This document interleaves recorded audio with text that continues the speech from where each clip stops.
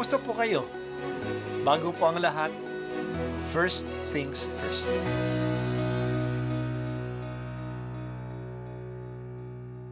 Good morning po. Sinisimulan po natin ngayon ang first things first. At dito po, tinatalakay natin sa unang bahagi ng umaga natin ay ang first readings na binabasa po sa banal na misa. Ito pong tinatalakay natin kasi madalas po kasi marami na tayong alam tungkol sa gospel readings. Pero konti po ang nagsasalita sa first readings. Pero ang first readings, bahagi din po yan ng Biblia, ng banal na kasulatan. Kaya susubaybayan po natin ang mga first readings, basahin po natin at kuminsan kailangan ng basahin ng 2 o 3 beses bago maintindihan kasi hindi po tayo familiar sa mga istorya at sa mga kaisipan na tinatalakay dito. Ang pagbasa mula sa aklat ni Propeta Isaias. Ito ang lingkod ko na aking itataas, na aking pinili at kinalulugdan. Ibubuhos ko sa kanya ang aking espiritu at sa mga bansa ay siya ang magpapairal ng katarungan. Mahinahon at banayad kung siya'y magsalita, ni hindi magtataas ng kanyang tinig.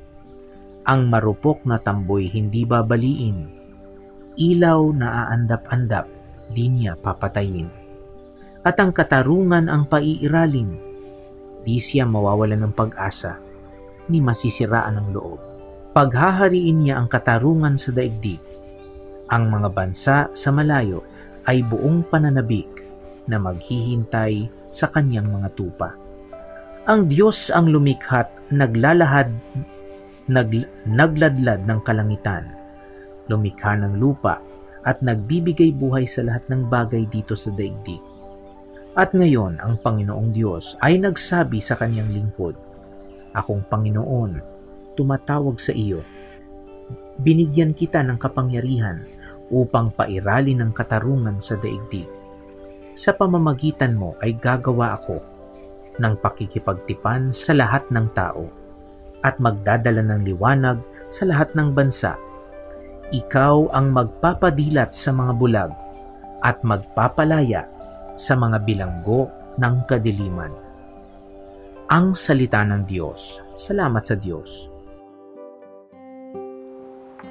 Ang aklat ni Propeta Isaias ay isa sa mga aklat ng mga propeta na siyang pinakamalapit na naglalarawan kay Jesus.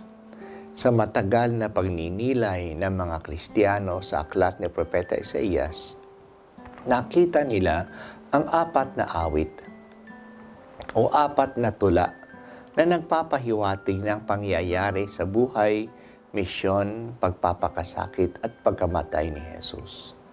Ang tawag natin sa mga awit na ito ay Songs of the Servant of God.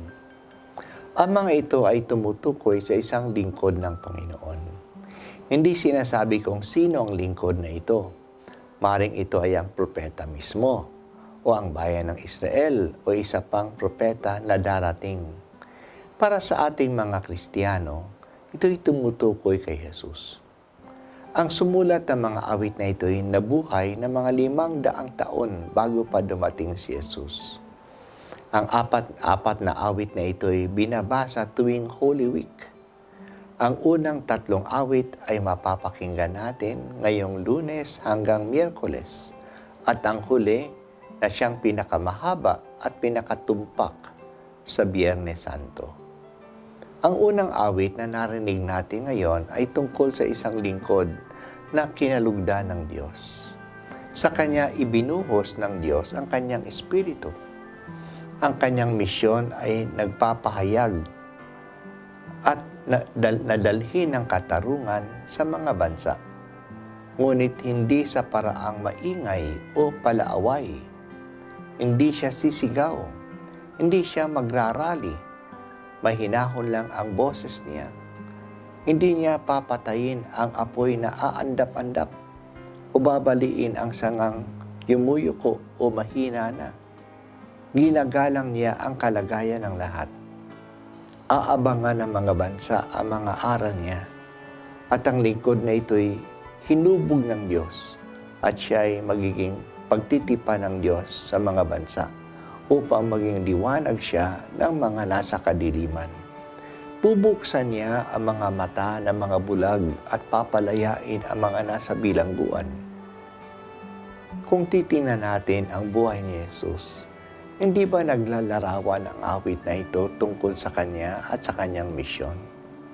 Talagang tinupad ni Jesus ang nakasulat dito.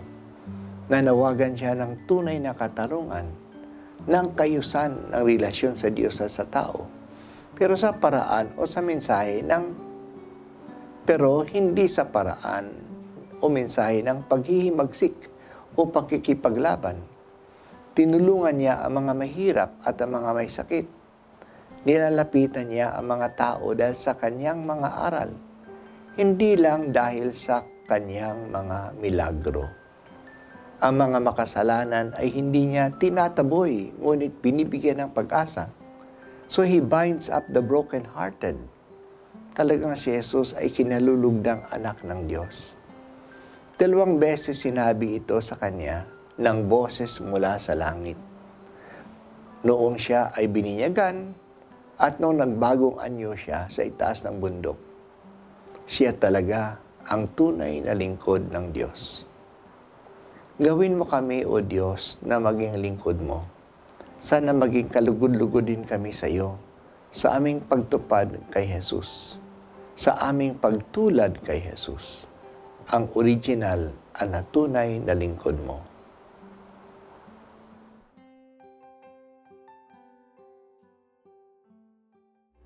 At ako po ay si Bishop Broderick Pabilio dito sa First Things First.